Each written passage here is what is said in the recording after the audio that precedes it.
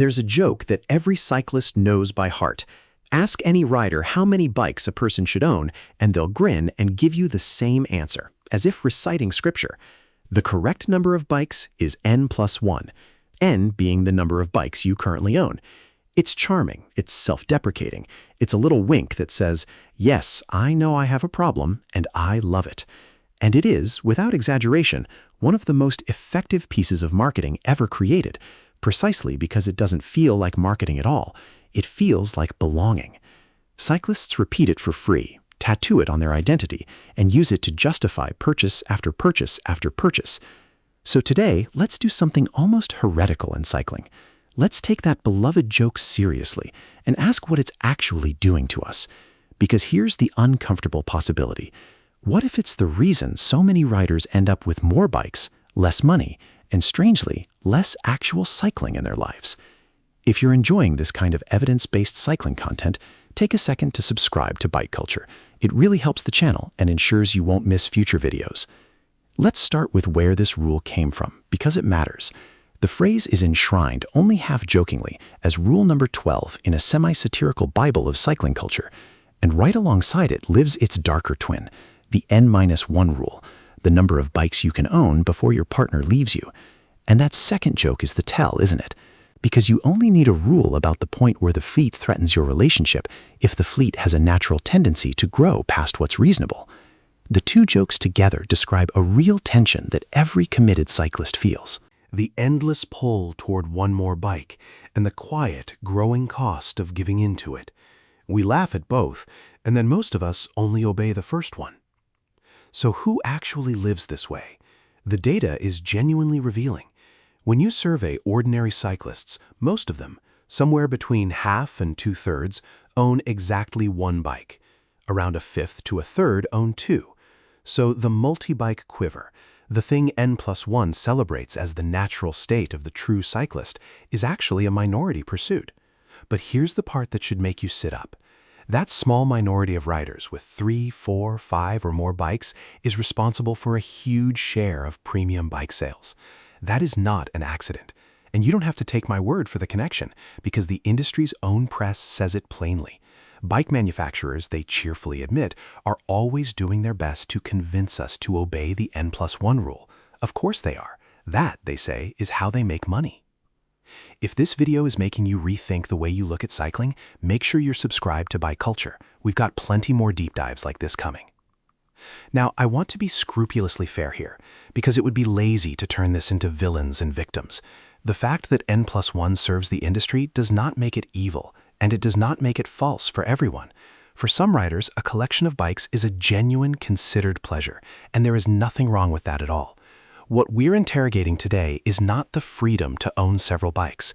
It's the automatic rule, the unexamined reflex that says the answer. Because that reflex has a cost, and the joke is very carefully designed to make sure you never add it up. So let's add it up, the thing the punchline conveniently skips. Start with the obvious. Every bike is a large purchase, but the purchase price is only the entrance fee. Every one of those bikes then begins to lose value, quietly, year after year, whether you ride it or not. A fleet isn't an asset quietly appreciating in the garage. It's a pile of money slowly melting. Then comes the part almost nobody budgets for. Maintenance doesn't divide, it multiplies. Every bike has its own chain to wear out, its own tires to replace, its own service intervals, its own creaks to chase. The more bikes you own, the thinner your time and money and attention gets spread across them, until the strange truth emerges that the person with 5 bikes very often has 0 bikes that are actually perfectly maintained and ready to ride. And then there's space and insurance and the sheer logistics of it all. And underneath everything, the cost that hurts the most once you see it: opportunity. The money sunk into the 4th bike could have been a professional fit that ends your knee pain, a set of tires that genuinely makes you faster, an unforgettable cycling trip, or simply money you got to keep. Every bike you buy is also all the things that money will now never do. Picture a fairly ordinary enthusiast with 4 bikes. Do the honest arithmetic, and the yearly running cost of simply keeping 4 bikes alive and rideable is not small, and crucially, it barely goes down just because you're only actually riding 2 of them. The dust doesn't make a bike free. A neglected bike still depreciates, still seizes, still needs the work eventually, and often needs more of it because it was left to rot. So the rider with 4 bikes isn't paying 4 times to ride. They're paying 4 times to own, and riding perhaps half of what they've paid for. Spread across the fleet, the cost per actual mile ridden quietly becomes absurd. But the clearest symptom of all, the one you can literally see, is the unridden bike. Walk into the garage of a committed N+1 disciple, and you will almost always find it. The bike under a film of dust. The winter bike that hasn't seen winter in 2 years. The spare that's never once been the bike that was needed. There are riders, and they tell these stories almost proudly, whose collections ballooned to 7 bikes, to 25, in one astonishing case to 42, before something finally made them stop. And the mathematics of the unridden bike is brutal. A bike that gets ridden a handful of times a year has a cost per hour of actual joy that is absolutely enormous. It is, in the coldest terms, the worst purchase in the entire garage. And here is the quiet signal worth listening for. If a bike has sat untouched for months, it almost certainly never solved a real need. It solved. Now here's where it gets genuinely counterintuitive, because you'd assume that more bikes must at least mean more cycling, more options, more fun, more riding.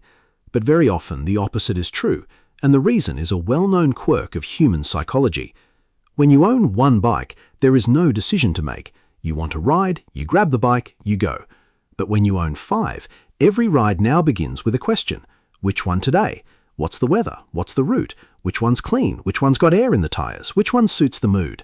That friction is small, but it's real, and friction on a Saturday morning is often the difference between going out and staying in. The rider with one beloved bike knows it completely, keeps it ready and rides it without thinking. The deep bond with a single machine tends to produce more miles, not fewer. It turns out the paralysis of the full quiver can quietly steal the very thing it promised to give you, more rides. Watch how that actually plays out on a real Saturday, because it's almost comic once you notice it. The one bike rider wakes up, sees a decent forecast, wheels the bike out and is riding within minutes. The 5 bike rider wakes up to the same forecast and enters a negotiation with themselves. The road bike would be fastest, but the roads are a bit damp, so maybe the winter bike, except that one needs its chain oiled. Or the gravel bike, but then where would they even go? And actually the good bike's rear tire was soft last week. And by the time all of that has been weighed and half resolved, the window of enthusiasm has cooled, the coffee's gone cold, and somehow it's easier to just not go.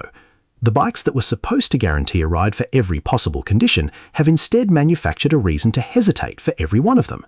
Abundance became friction, and friction became an excuse. The single bike never offered an excuse because it never offered a choice. And this connects directly to something we've explored before on this channel, the difference between a bike that expands what you can do and a bike that merely overlaps with what you already do. Because the modern industry is a machine for inventing categories that sound distinct and are, mechanically, cousins.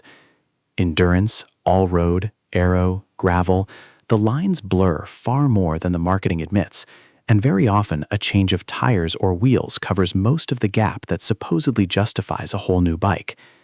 So the honest test for any new purchase is simple and ruthless. Or does it just do something I already do with slightly different flavoring? If it truly expands your riding into real mountain trails, into loaded touring, into a discipline your current bike simply can't handle, then it may be a wonderful addition. But if it only overlaps, then it isn't N+1. It's just one more. And one more is how garages fill with dust. There's a deeper trap hiding underneath all of this, and it's the most human part of the whole story. It's the purchase that's secretly trying to fix your motivation. Every cyclist knows the feeling. The riding gets a little stale, the legs feel heavy, the enthusiasm dips, and the brain, being the brilliant, lazy thing it is, offers a shortcut.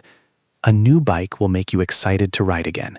A dip in motivation almost never comes from the bike, so it almost never gets cured by a bike. The things that actually reignite cycling are stubbornly unglamorous. Riding more, not less.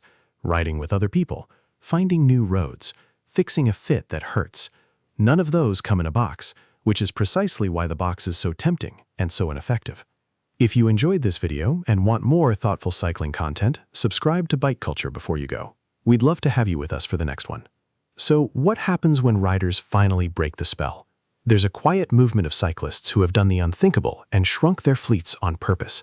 The rider who went from 7 bikes down to 2 or 3, bracing for a sense of loss, and instead discovered something they didn't expect. They rode more. With fewer bikes, the choice was simpler, so they got out the door more often. With fewer bikes, each one was properly maintained, so every ride was better. With fewer bikes, there was no low hum of guilt about the machines gathering dust, no nagging sense of waste. And the bond with the bikes that survived the call actually deepened. It's the life-changing, faintly ridiculous magic of tidying the quiver. Not less cycling, more cycling, just fewer bikes to do it on. Now, none of this means the answer is always one bike, and I'd be lying to you if I pretended otherwise. There are absolutely times when more bikes is the right call, and honesty demands we name them.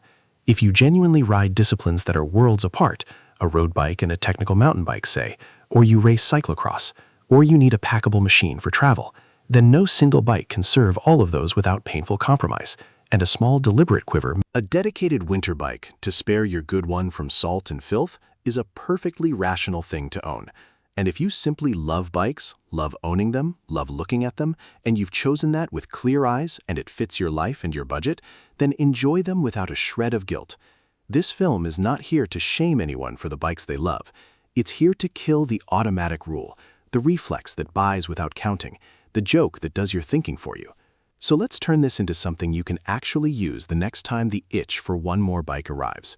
First, before you buy, add up the real cost of the fleet you already have. Not just what the new one costs, but what the whole collection is costing you in depreciation, maintenance, space, and the rides you're not taking. Does this bike expand what I can do, or does it just overlap with what I already have? Expansion might be worth it. Third, be brutally honest about whether you're buying a bike or buying a mood. If the real problem is fading motivation, a purchase is the only thing guaranteed not to fix it. The answer is often smaller than you think, and the ones that don't make the list were never really serving you. Because here is the truth that the oldest joke in cycling works so hard to hide. Loving bikes and collecting bikes are not the same thing. The rider who is happiest and rides the most is very rarely the one with the biggest garage. More often, it's the one with a bike or two they truly know, kept ready, ridden constantly, chosen on purpose rather than accumulated by reflex. It was a rule about buying, dressed up as love, and repeated so often we forgot to check whether it was even true. So the next time someone grins and tells you the right number of bikes is N+1, you can smile back, because now you know the better answer. The right number of bikes is however many you'll actually ride, maintain, and love. And for most of us, that number is a good deal smaller, a good deal cheaper, and a good deal happier than the joke would ever let us admit.